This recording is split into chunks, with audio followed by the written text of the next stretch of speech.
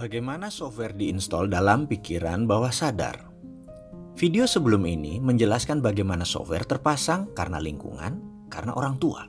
Dan ada baiknya saya berikan satu contoh lagi bagaimana pikiran itu diinstal. Mengapa penting bagi saya untuk menjelaskan banyak-banyak dan pengulangan-pengulangan tentang software ini? Karena apapun yang bisa dipasang itu bisa dibongkar.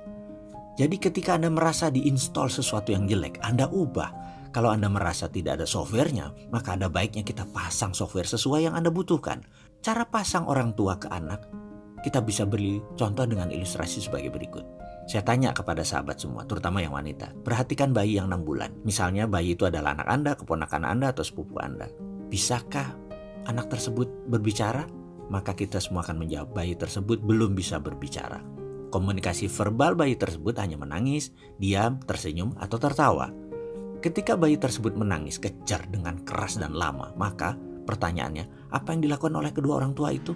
Atau orang tuanya? Ada banyak jawaban atas pertanyaan tersebut. Ada yang diganti popoknya, diajak main, dikasih nenen, dan lain sebagainya. Dan disinilah pertama kali database mulai dimasukkan oleh orang tuanya. Di Indonesia dalam catatan aplikasi psikologi anak bayi yang menangis oleh orang tuanya lebih dari 80% dinenenin atau dikasih susu.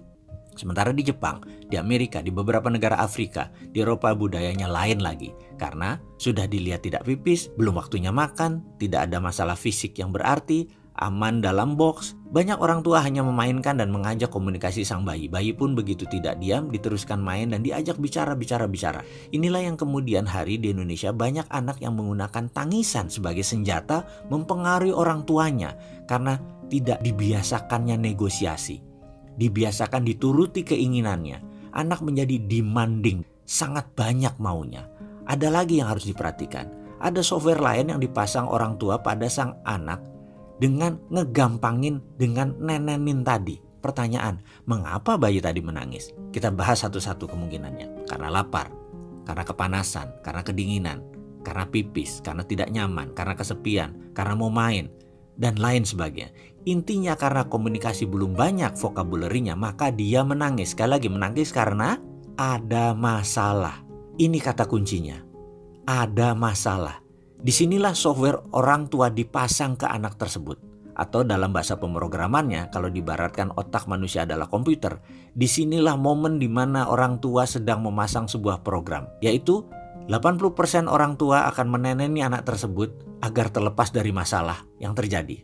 Kesimpulan, programnya begini. Jadi inilah program yang dipasang.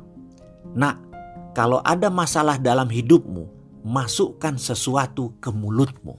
Software ini terpasang dalam pikiran bawah sadar sang anak sampai dewasa, di mana setiap Anda bermasalah dalam hidup Anda, di mana setiap ada masalah dalam hidupnya, mulailah dia memasukkan sesuatu ke mulutnya.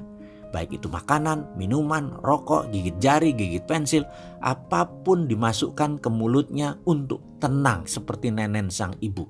Tidak heran masalah memasukkan ke mulut tadi yang paling banyak adalah makanan.